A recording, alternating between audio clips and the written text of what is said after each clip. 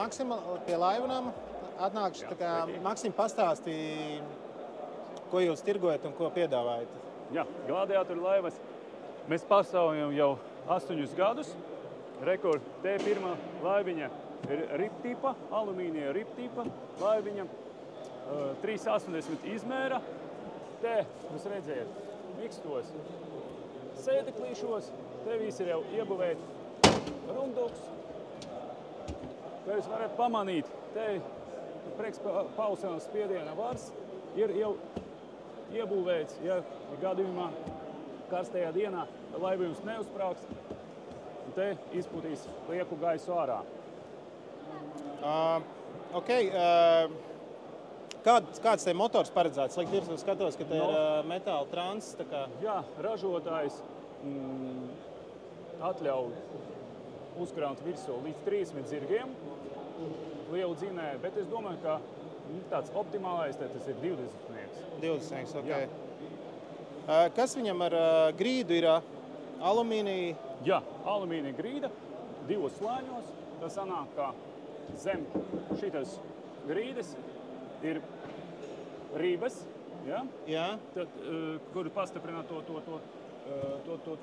grīdu, un tas sanāk tas ārējais korpus. Dubult grīda. Ok, super. Ejam tad apsmies vēl kādu laivu. Es skatos, šitā arī 3,80 garumā, bet grīda nedaudz savādāk. Pastāst varbūt par šo. Te mēs redzam zemespiedienu grīdu, kura tagad ļoti populāra laiva, jo viņu var mierīgi izjaukt, izlaist visu gaisu ārā un ielikt bagažniekā. Nevajag piekāpes, un, kā jūs varat pamanīt, viņi var piepumpēt diezgan stingri un stāvēt. Protams, nav kā uz ripa tipa laivas stāvēt, bet kā es stāvēt lēkāt, jūs mierīgi varat, un vienīgais, ko jums vajag tikai izņemt no bagažniekā un piepumpēt ar parastu kājas pumpi. Viņa tikai somā tādā nāk iekšā, ja? Liela tāda sporta somā. Jūs varat to mierīgi ielikt. Arī te jūs redzat, viss drošības vārstī ir gan grīdā, gan balonā. Te virsū grīdai jūs redzējat tādu poliuretānu pārklājumu. Tas ļoti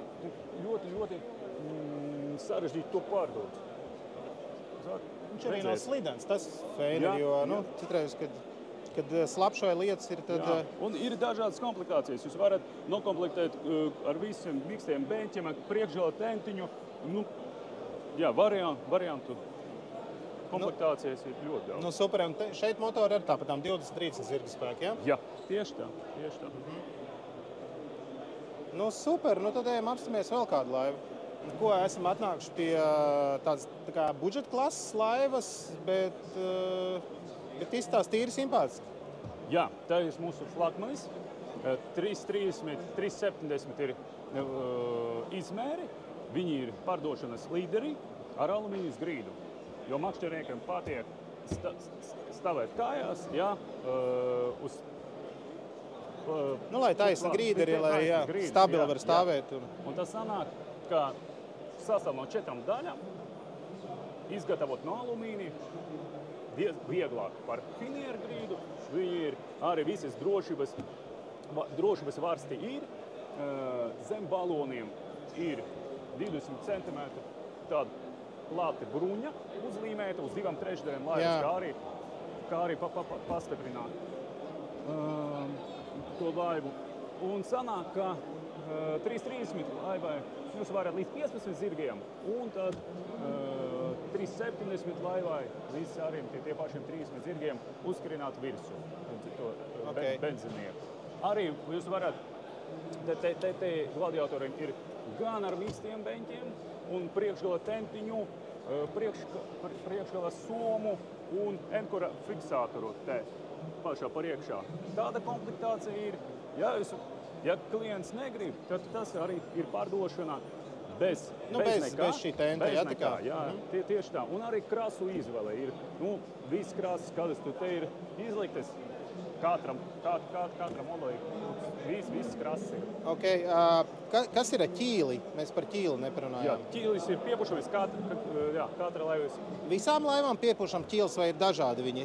Nē, visām laivām ir piepušamais ķīlis un ar bruņu zem tā, lai arī pasargātu to no pārdūšanas. Kur tiek ražotas gladiatoru laivas? Gladiatoru laivas ražo Ķīnā, Jā, reģistrēta tad, preču zīme tā kā, ja? preču zīme ir Latvijā. Jā, un sadarbojamies jau, kā es teicu, 8 gadus, un pagaidām salīdzinot cenu un kvalitāti, noteikti ir pirmā vieta. Nu super, liels paldies, tā kā Paldies jums. tiekamies pie laiva nama. Kur jūs var atrast? Mēs atradamies jau 25 gadus Starkandaugavā, Tilta ielā 28. Rīgā. Rīgā, ja? Nu super, tad tiekamies.